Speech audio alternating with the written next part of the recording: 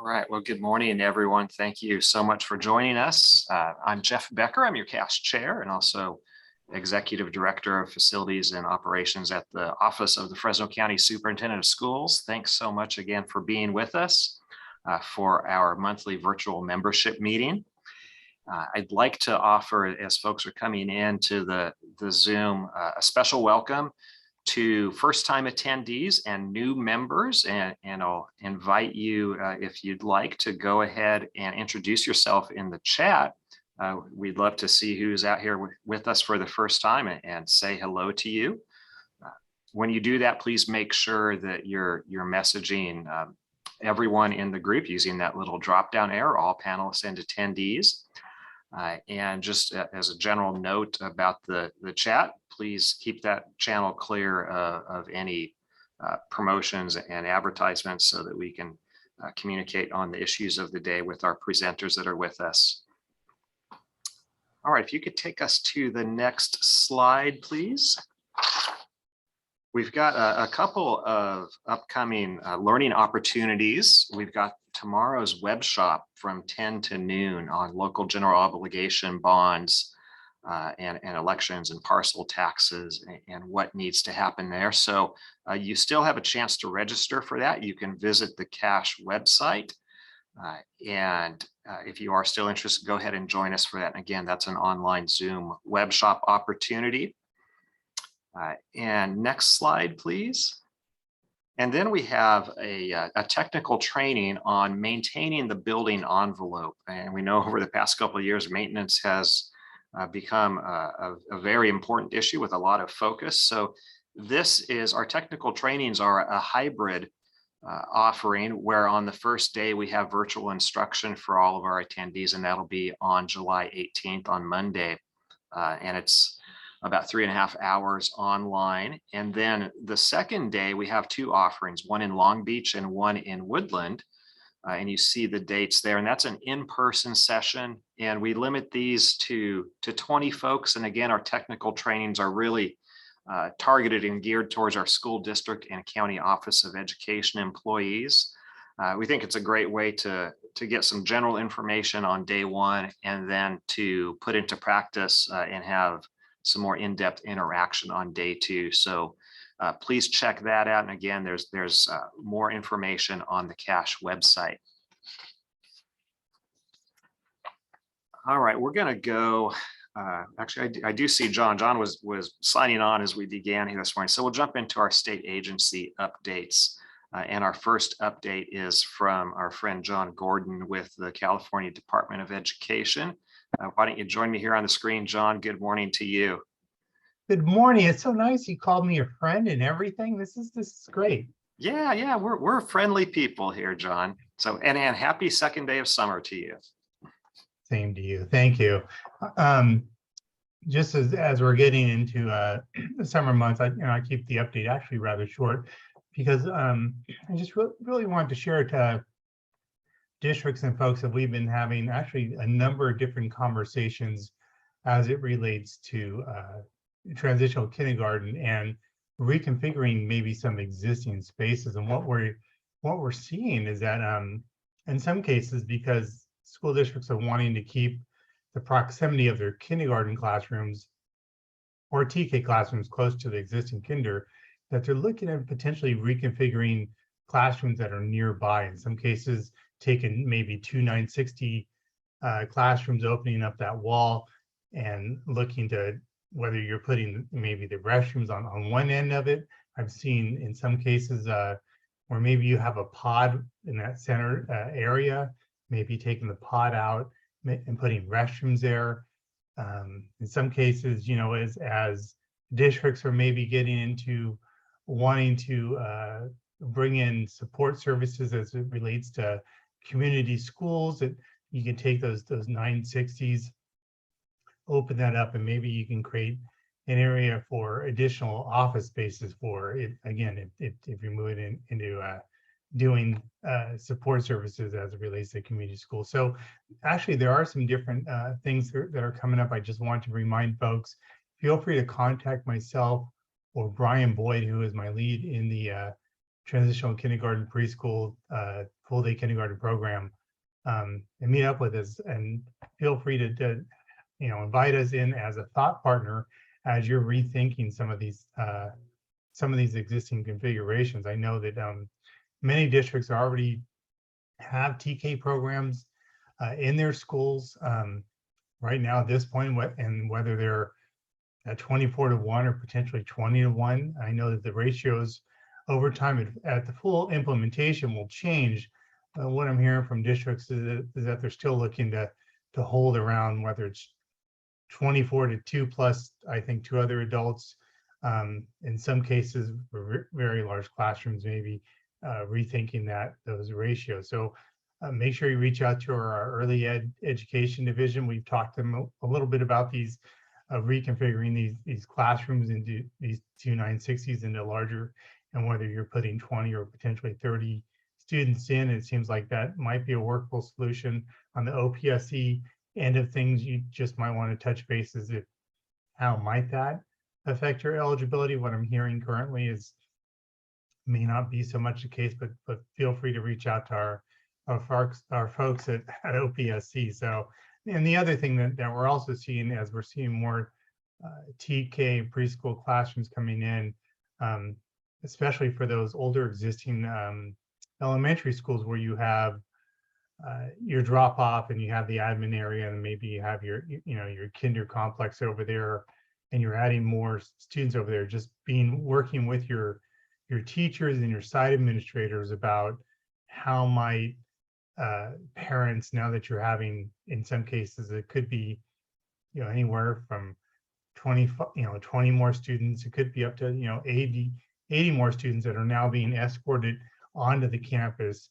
How might that work? Because if the existing plan in an elementary school may have them escorting from where the parking lot is, that may change as or you may need to rethink of different considerations or configurations to ensure more parents and students accessing onto the campus to drop those kiddos off. So I just wanted to share that out to you, and feel free to reach out to us at CDE if you have any questions, or you want to run some of these reconfigured designs for us. We'd be more than happy to talk to you and share what our experience has been with other school districts.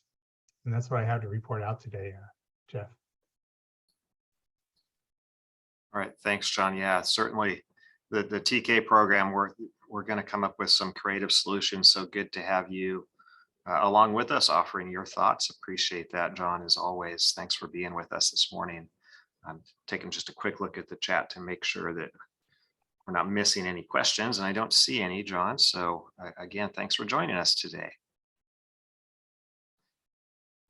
All right, we've already gone to the next slide. So we're always pleased to have Ida Clare with us, our state architect. And Ida, why don't you join me on the screen here? Thanks so much for taking time from your very busy schedule to update us on DSA. And Ida, I will turn the presentation over to you. Good morning.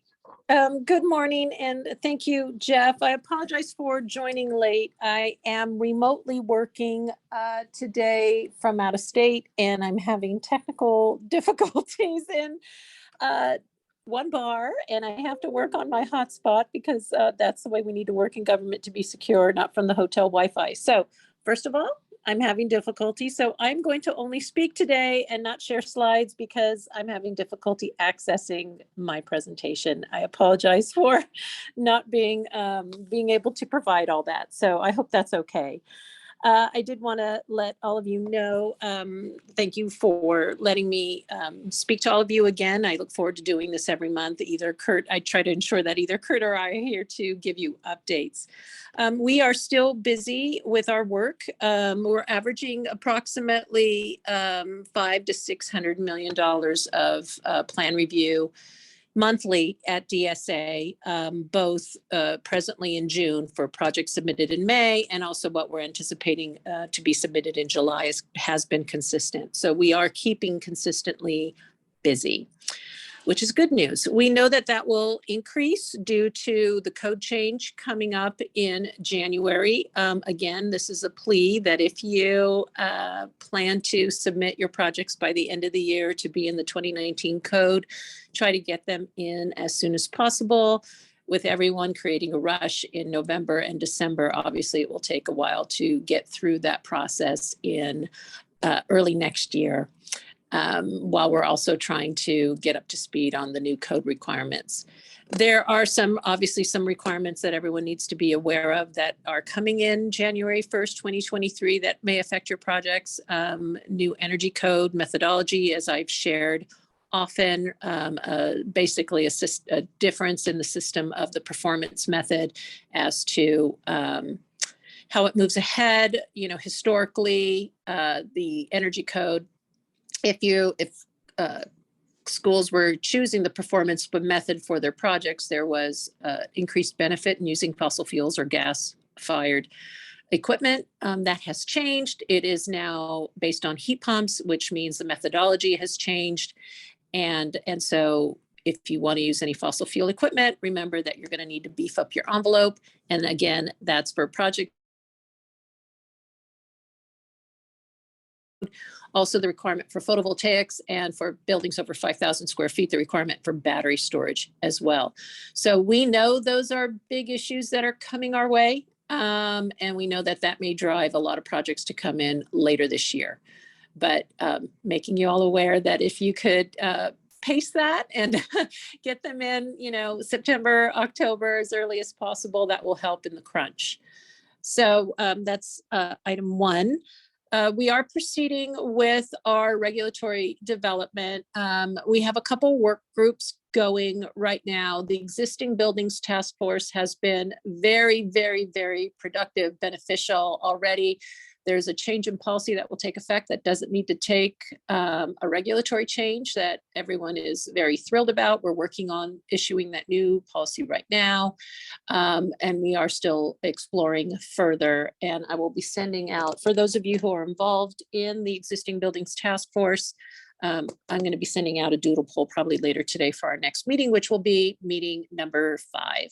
So great news on that end. That task force has been really productive, and it's been really advancing. So we're pleased with that. We are doing our efforts with CalGreen and the CalGreen Carbon Reduction Collaborative, our efforts with industry partners, Building Standards Commission and DSA, regarding decarbonizing CalGreen in an incremental process and setting a roadmap so that it's predictive in the future of what's coming. And that's been going well. We've had 2 meetings, or maybe we've had 3 meetings. Sorry, I have so many collaboratives going on right now. It's trying to keep track of them. That's an issue.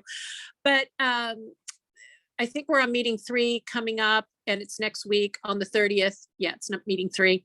And so that's been going well. We have had some schools participate. BSC, Building Standards Commission, is really spearheading that process along with Division of the State Architect and Housing and Community Development. Schools are involved. If you want to be involved, you need to sign up on our listserv to receive the meeting notices, but it is on BSC's website as well. And you can join us in that endeavor and listen in as we have discussions about the future of CalGreen and decarbonization. Our electric vehicle charging work group, that is also in partnership with Housing Community Development and Building Standards Commission. We realized after the last meeting that we really need to have a meeting, pre-cycle meeting right now specific to schools. So we have discussed setting out a survey and also having a specific meeting to address electric vehicle charging on school campuses in the future.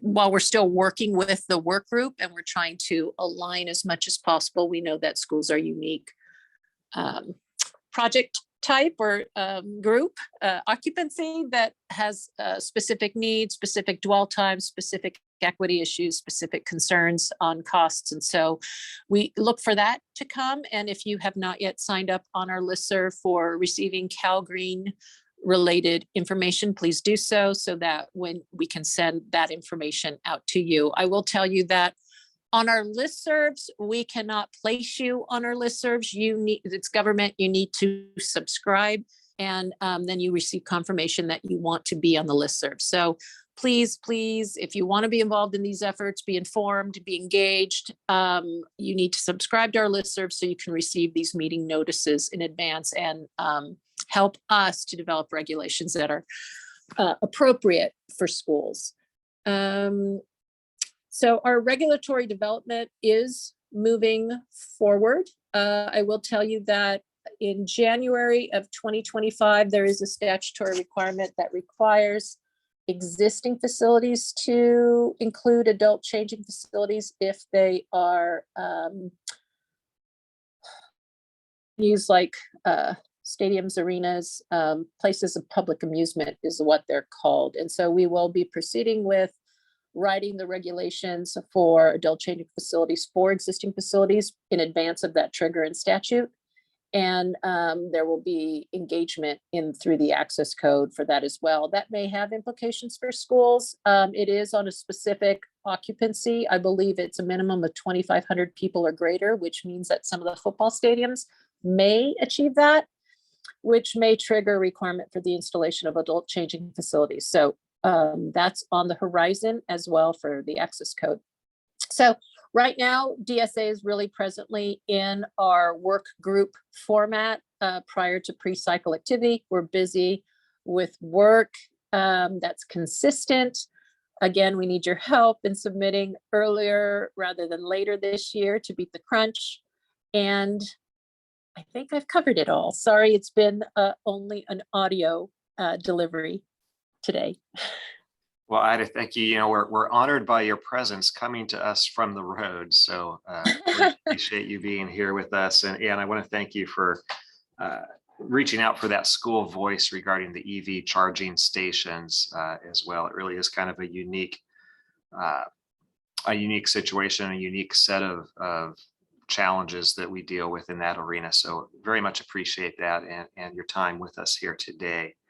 I'm looking for questions just to make sure we've got them all while we have you here with us, and I'm not seeing any questions from the group. So I will let you go from here. And again, thank you very much for being with us today, Ida. All right, we are going to jump ahead. OPSC was not able to be with us here today. So we'll jump ahead to the Legislative Regulatory and Maintenance Network updates. And we have with us Rebecca Curley, Nancy Travis Espinosa, and Ian Padilla. And I think, Nancy, you're going to kick us off. Thank you, Jeff. Good. I'm checking. It's still good morning, everyone. And let me give you just a quick overview before I pass it on to my colleagues. So where are we in legislative land? We are approaching another deadline. Next Friday is the policy committee deadline. So all of the bills have cleared their first house, they're in their second house, and we're approaching the policy committee deadline for them to either get the thumbs up or thumbs down. After the policy committee approval, assuming they get the approval, they would proceed to the appropriations committee. And if they advance from there, then they go to the floor. So again, the policy committees are very, very busy, and Rebecca and Ian will give you some highlights on some key bills that they're working through that process. And on the budget side, of course, you've caught the headlines. June 15th was the deadline for the legislature to send a budget bill to the governor, and they met that deadline a few days early. So technically he received it on June 15th, and he has 12 days to act on it. But what they did, and you already know this if you've been reading our updates, is that they essentially passed a shell that allows them to meet that constitutional deadline and to continue negotiating. So they bought themselves some additional time. The effect of that for local educational agencies is that we then had to pass a bit of a shell budget and then tell our folks our real budget will be the 45-day revise. So what we are anticipating is that the big three, the two legislative leaders and the governor, will come to an overall agreement, the high level agreement that's going to be in the main budget bill. And we hope and expect that they will do that by the end of the month. Now, Whether the degree of specificity that we want on our issues on school facilities is in the main budget bill or not remains to be seen. It is reasonable that it could be in a secondary vehicle, a trailer bill that would come later.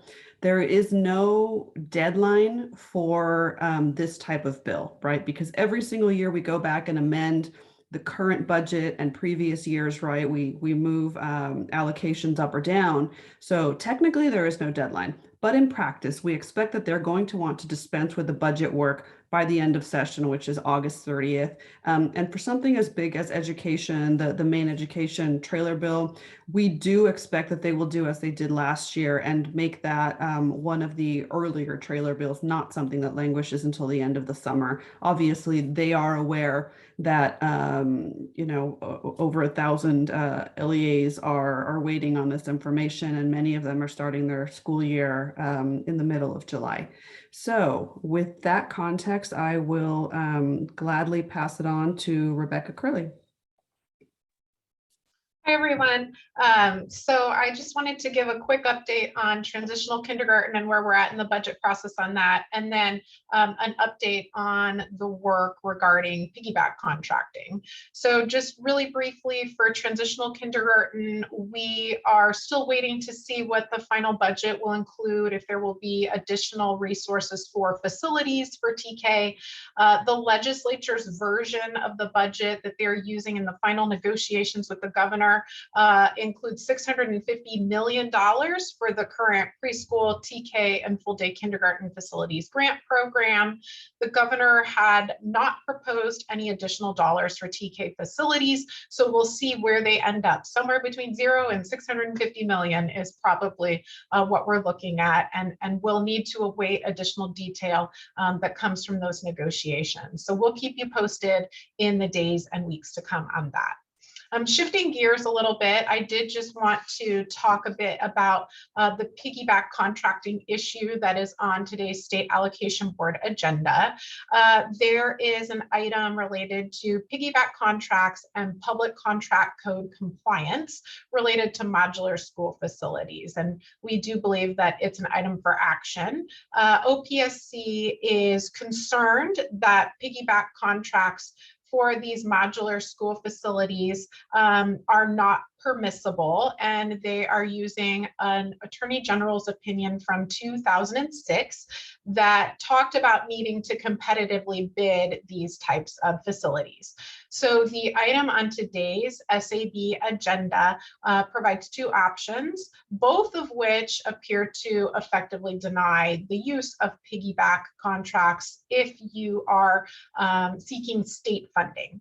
The first is no action, and what they're saying there is that they would maintain the existing policy prohibiting the use of piggyback contracts. Now, keep in mind, this is not a policy that has been communicated to school districts. So in our interpretation, that is actually a change in policy.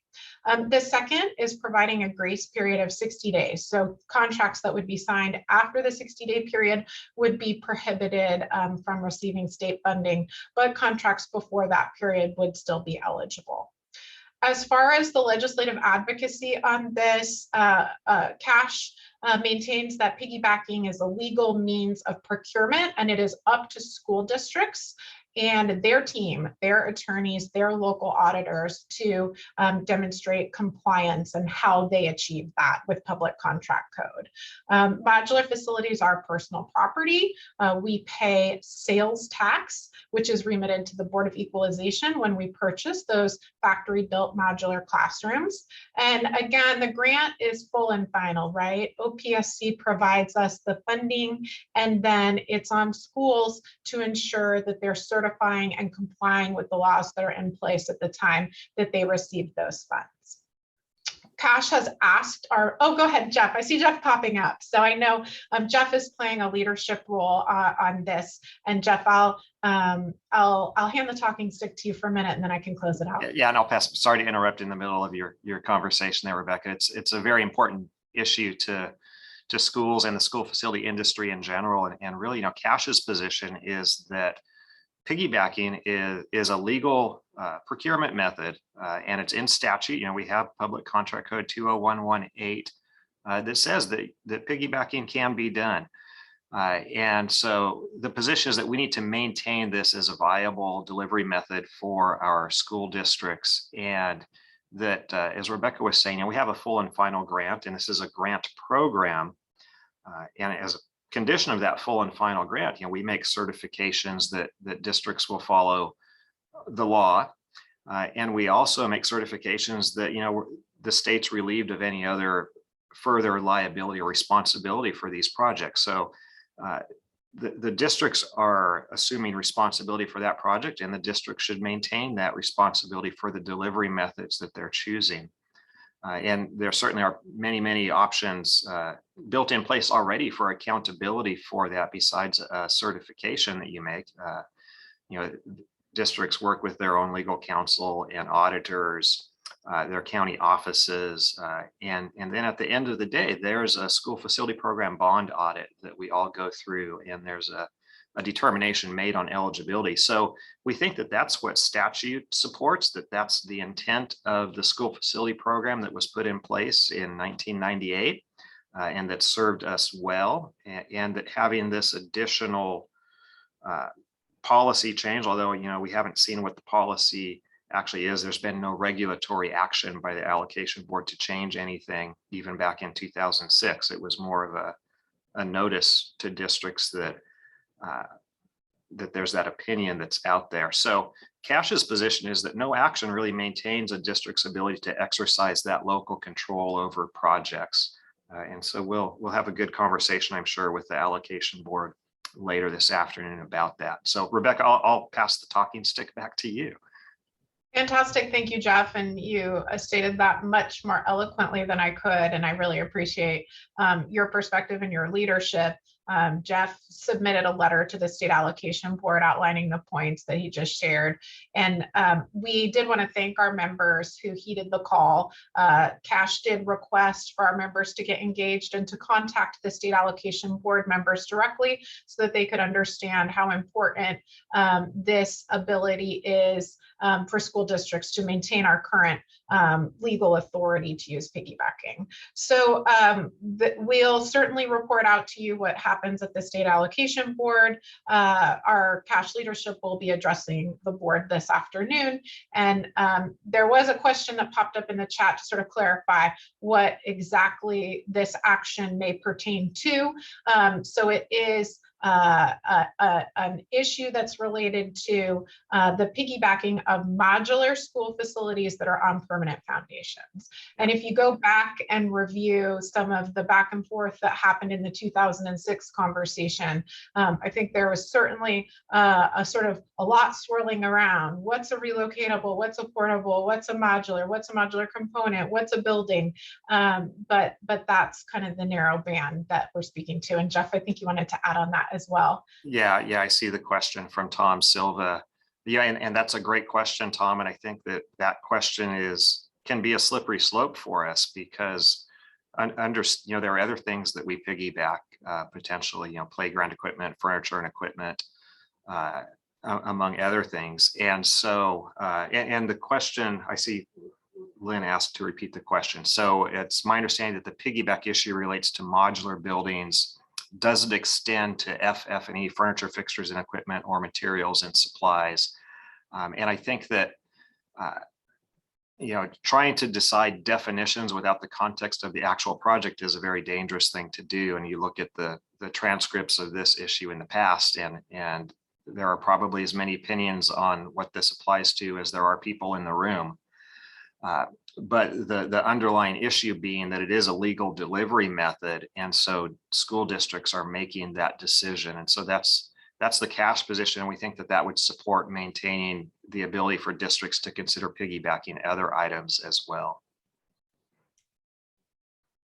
And Alan, I see you came up here too. Yeah, no, I think, Jeff, you addressed that. The point I was going to make is the current discussion that is in front of the state allocations board does relate directly to modular building components on permanent foundations. But the question does beg, what other items will be brought into this conversation that could potentially meet the definition of permanent construction, because this is what they are really looking at. And there's many different types of construction that we have successfully as an industry over the past decades been able to perform and bring to our communities in a cost-effective manner using this procurement method that's allowed per 20118. So it's a great question, because the concern that I at least personally have is what's the next area of attack that they may try to remove additional tools that districts use routinely to successfully bring projects forward. So it's a great question, but currently we're addressing modular building components on permanent foundations. All right. Thanks, Alan and Rebecca. We'll turn it back over to you. Thank you, Jeff. So that's the end of my update. And so I can pass the talking stick to my colleague, Ian. Thank you, Rebecca and Jeff, appreciate that. I will also be brief, talk about a couple of bills that both myself and Rebecca have been working on. Focused a lot on school maintenance, cash maintenance network issues, but with a definitely broader concern from facilities departments and others. So the first bill is kind of the more good news. That's AB 2232 by Assemblyman McCarty, and that has to do with HVAC, ventilation, and so on. As introduced, the bill was a little bit onerous. It was more regulatory oriented. Long story short, it has been mended to be significantly better. Basically, based on existing Title 24, we hear that's what folks have been doing for quite a few years. Feasibility of MERV 13 filters, and then also some agency clarifying on the CO2 monitor issue. So a much more reasonable bill now that it's in the second house. Continuing to work on the bill, however. The bill of more concern is SB 1144 by Senator Wiener. That focuses on school plumbing systems and doing assessments and a variety of other new requirements, such as testing for Legionella, copper, determining the feasibility of gray water systems. I think you get the point. It's a very large bill. We, Cash, and others are concerned about the fiscal impact of the bill. There's no money in there for any kind of implementation. So we have been working with the author, but Cash and other educational associations continue to be opposed to the bill. So it's up in committee next week. And after we see the result of that, I will give a more a full presentation as to what this bill may do. But again, remember this bill, SB 1144, having to do with school plumbing. So that's kind of my quick legislative update for maintenance network. Jeff, did you want me to go to the School Energy Coalition next? Is that the next piece while I'm up? Yeah, or? yeah. Why don't you continue through to the School Energy Coalition update as well? Thank you very much, Jeff. And it actually works out pretty well because there's some crossover issues with this. You heard the state architect talk about some of the Cal Green work groups that are going on. The EV charging work group, that's an important one. And the SEC School Energy Coalition is definitely engaged on that. One of the things we noticed is that there was no school, K-12 school or any type of school representation on the work group. Obviously a problem. We've changed that. SEC is now an official member of the work group, and we're already starting to get down into the weeds a little bit about that. That EV charging requirement, 40%, that appears to be problematic, and certainly not all schools need that. So we're trying to represent that the school, the impact on the schools, and as this policy is developed. This work group will meet through September and have 2 more meetings. So there's that one. And also we've talked briefly about the Cal Green Carbon work group, another important one. I believe that is scheduled for Thursday, June 30th. So the School Energy Coalition obviously will be on that one as well. But more broadly, for schools in general, just to highlight a lot of the issues that you hear us talking about in bills and in state priorities, budget pieces. A lot of them kind of get implemented into the school facility world through these building pieces. So very important, and more to come on this. So thank you, Jeff. That's it. All right, thanks for that update, Ian. Energy is obviously becoming a very important issue, and these changes are upon us. So appreciate SEC and that group being on top of those and partnering with everyone. All right, Ian, do you have anything from Californians for School Facilities? Or are we going to jump right through to the annual conference update? I think we'll jump right through to the annual conference. Nothing real broadly at 30,000 foot, continuing to try to make partnerships with other groups and get this great information that I use for advocacy and so on into the broader discussion about the need and so on. But nothing brand new unless others had to add. Okay, thank you, Ian. So I see Alan Rising has joined us on the screen. Thanks, Alan. And Alan will give us an update on the annual conference. And I'm going to slide out so I can start heading up to the SAB meeting. So Alan will take us through the remainder of the meeting today. So Alan, appreciate you doing that, and we'll let you give us the update on the annual conference. Great. Thank you, Jeff. I appreciate it. We'll let you jump on the road and safely drive up to Sacramento to attend that meeting today. Thank you. Really quick, giving an update, the 44th Annual Conference on School Facilities is scheduled for February the 22nd, 23rd, and 24th of 2023. We will be going back to the Sacramento Safe Credit Union there in downtown Sacramento. So if you haven't already held that date on your calendar, please do so now to make sure that you're in attendance. Our planning committee is busily working, reviewing the host of submittals that have been sent in for great workshops. We're super excited, and we expect to have a great educational offerings for all of our attendees at the event. We have a meeting later today where we'll begin reviewing recommendations for final topics that will be moved forward into the agenda for this conference. So look for information coming out in the near future on some of those topics and great items that we'll be presenting. Also, information will be coming out later in the fall on attendees, registration, exhibitor opportunities, and sponsorship opportunities for this event as we move forward. So with that, I'll move into the next item, where we're going to be continuing with our ongoing process of talking with school districts about COVID-19 experiences and reopening experiences. So today we have Gloria Aguiar from Napa Unified School District, who's should be coming on, and she's going to talk with us a little bit about her experiences in Napa and some of the great work that she has going on in Napa right now. So I'll turn it over to Gloria. Thank you. Thank you, Alan. Thank you, everyone, for having me. So what is Napa Valley doing right now, and how have we survived through this school year? We have hit the ground running, just trying to open up fully for the school year.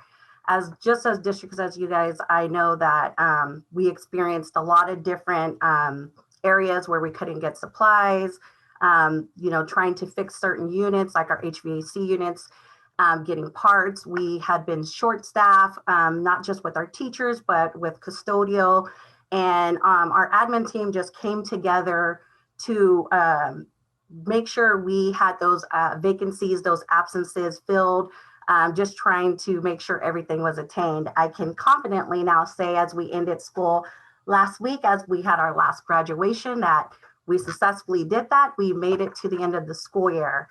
But Napa has a lot of work to do, and we are continuing as we started an expanded learning opportunities program where there was a grant where it's full-on summer school. We have full-on summer school this summer, full-on construction. A lot is going on at our sites, and we're still continuing to run as we started on, actually Monday was the first day that took place. We also had some school closures. One of our middle schools as of this summer is now closed. And what that has done is opened up some different opportunities for our two of our elementary schools, which we're going to do a pilot program from TK through 8th grade. So what that entails is a lot of changing at our sites, trying to make sure that we can modernize and upgrade our restrooms, our classrooms to actually get prepared for our TK, but also to prepare for older students from 6th grade to 8th grade as well on these sites that normally only have kinder through 5th grade students. We are also just working hard with trying to get our school bond measure on our November 2022 ballot. And what this entails is in the past, our district, we have 2 cities that we generally go through. It's American Canyon and Napa. And we usually would only pass 1 bond.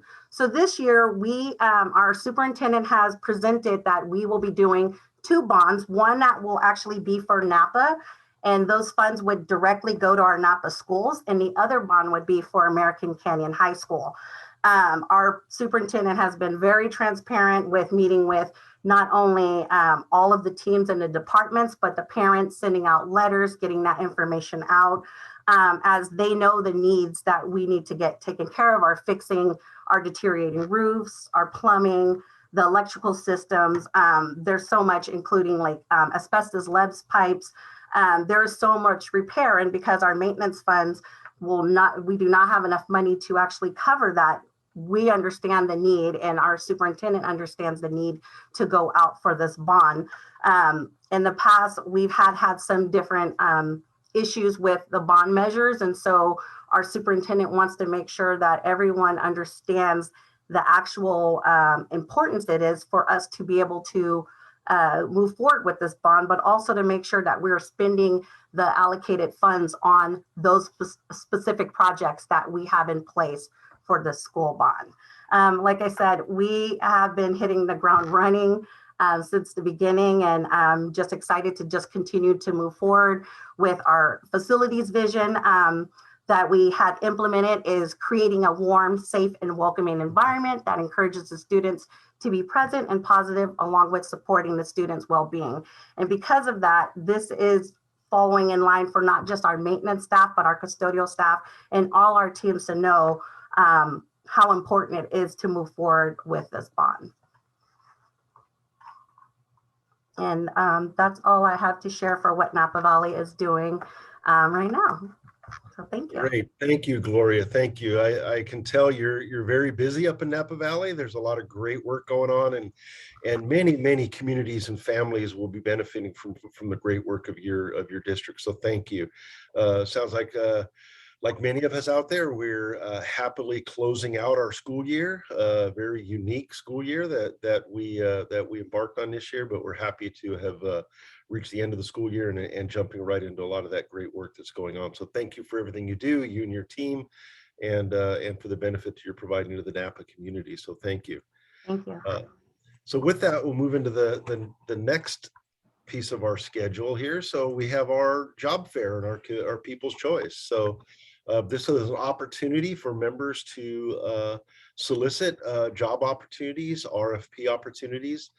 We highly encourage you to take a look at the CASH website in order to list some of your job opportunities. Here are some of them listed that are on our CASH website. So if you're interested in that, or you have job openings that are available in your community and looking for high quality individuals to work with your organizations, please take advantage of the job listing and the job opportunities that are on the CASH website. So with that, we'll jump into the next part. I think we're quickly coming to an end. Mark your calendar. Our next CASH date is July 27th, 11 o'clock. We'll be coming back and we'll be talking about all the current topics of the day. Information available to memberships or members to be able to understand what's happening in our legislative world and policy changes that are coming. I think we've reached the end of our slides. I do want to point out that today we have the State Allocations Board meeting, 4 o'clock today. If you'd like to join that meeting, or perhaps you'd like to make your voice heard with the State Allocations Board as it relates to any of the items that they'll be addressing today, including the piggyback agreement item that will be of a big discussion today, please join in. Information on how to join that meeting is available on the State Allocations Board website. You can reach that by looking for Office of Public School Construction, and there's information there to join that Zoom meeting.